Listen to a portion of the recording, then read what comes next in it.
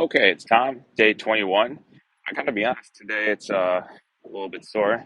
As you can see, I'm over here still in Dana Point at Laguna Cliff in the Marriott Hotel in California.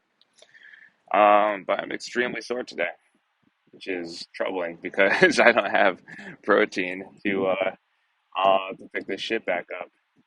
So a little bit sore, still trying to stay hydrated. A little bit more difficult to stay hydrated because I can't just go get a gallon of water and just have it with me while traveling. But it's still happening. The cravings are coming back a little bit, which is surprising. Uh, but it's there, and it's like the process. It's the cravings are strongest right before they go away completely. So stay strong with it because the night's darkest before it's dawn, and it's about to get a whole lot better afterwards. And I want to be clear on that. It's not such that it's easier to handle. It's just the cravings are simply just gone. It's like you desire it as much as you desire a drug you've never taken, or you desire as much as desiring a long lost lover that you've never met in your entire life. Like there's no connection to it. That's like the dopamine in your brain. It's when you take something, whether that's something visually or some sound or something food wise or some action you're taking, your brain remembers how it got that good feeling, and as a result of that, when you get the craving, when you get that itch to get that dopamine hit again, which is the pleasure chemical in your brain, when you get the urge to get that dopamine hit again, essentially your brain is telling you, oh, just do the same thing you did before. Let's go do that.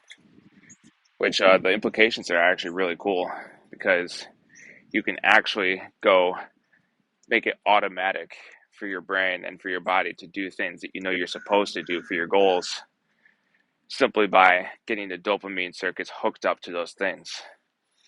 Now, this is how like sales professionals become like real sharks, because they go through it, they push, they grind down, they solve problems. If you're with one of the better ones, they solve problems pretty effectively. And then what happens? Then they get the hit. Then they get $2,000 wired into their bank account, and it's pretty exciting. It's like winning a video game. So that's pretty cool and everything. So, but telling the brain like, oh, if you want that excitement again, if you want that rush again, then you have to go after like an effective sales call, and that's really really interesting. The discipline that I come from. Basically, we don't care about our feelings. We're gonna go after our goals one way or another. Like I don't care if we woke up at 5 hours of sleep, if we're underfed, if we're underslept, if our girlfriend broke up with us, or we broke up with our girlfriend, or there's family issues, or the economy's going to hell, the stock market's going to hell. Doesn't matter. We're gonna wake up and we're gonna go work, and that is a good catch-all for most situations. But if you're really clever, and if you're really, really intuitive, then what you can do is just cut off all sources of dopamine hits. Cut off the Instagrams, cut off the social medias, cut off the foods, cut off the sweets, cut off the caffeine. I haven't had caffeine in 21 days now, and people would think, well, how do you have energy? It's like, bro, like I got like 5 hours of sleep for the last 7 nights, except last night I got a good 10 hours, so I'm feeling a little bit more rested. For the last 7 nights, I got 5 hours of sleep. I couldn't do that back in college. It's like I needed to have like 7 hours, 8 hours, 7 hours, 8 hours.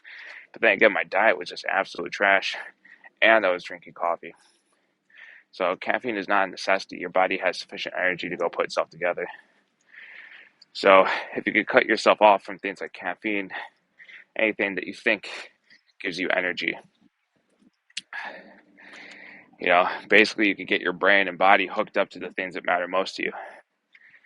I think this may have been like the great insight that a lot of the religious figures had with that 40-day cleanse. It's like something was revealed to them because they didn't expose themselves to anything, anything that could give them any morsel of happiness for 40 days. And really got them hooked on to the words, the way of life, to religious doctrine at the time because they didn't know any better. Now we know a little bit better now. So I'm gonna continue doing my best to cutting off sources of cheap pleasure, cheap happiness. Hell, man, this is gonna be a tough one, but I probably got to get rid of YouTube for the next 20 days. I've been successful with the Instagram thing. No more cravings for that. Um, every now and then it creeps back in, but just gotta cut it off and understand that, yep, it's there. It's about to go away though. So, yeah, that's probably the next thing. But probably gotta look at if I could cut myself off from all of these things, except for the things that I know would lead to, the outcomes I'm looking for in life. So, and the most important things in life as well. So, I'm gonna go give that a try. Continue doing that. Uh, no acid refluxes. No, still feeling a little bit dry from the dehydration. Water is so important during these phases. Water is crucially important. Had a really, really interesting mastermind event yesterday, which talked a lot about building up coaching businesses. So, that's a big point of fear for me. It's like not if, but when I leave this brand, I gotta be thinking to myself like, shit, I'm gonna be on my own.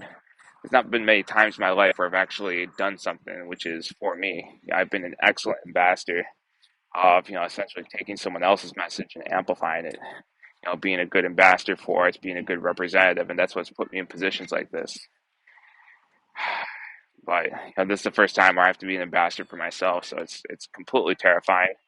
There's a ton of doubt. Not sure what's going to happen, but if I know one thing for sure is that if you push through that emotion and you're consistent with pushing through that emotion, at some point or another, the emotion just goes away. So for any fear that's there or any doubt that's there, the night is darkest before it's dawn. If I could sit with it, if you could sit with it, let it pass, let it intensify, let it intensify, let it intensify, and then let it pass, then you'll be set up to do whatever it is that you want to do in your life.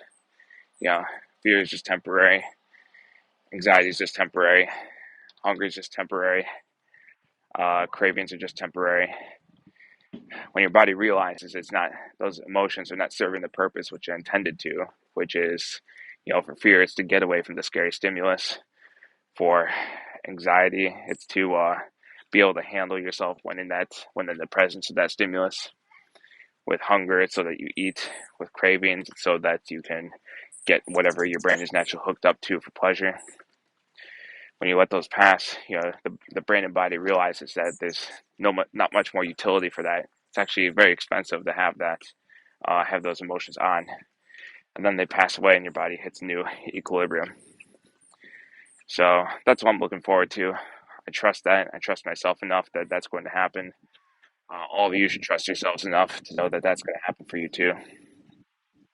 So that's what I would encourage you to do. Just sit with it. Sit with it until it passes. Short-term emotions don't mean anything. If you think it sucks sitting in the short-term emotions, I promise you, if you stick with the long-term habits, it feels normal. It feels just like brushing your teeth, waking up, taking a shower.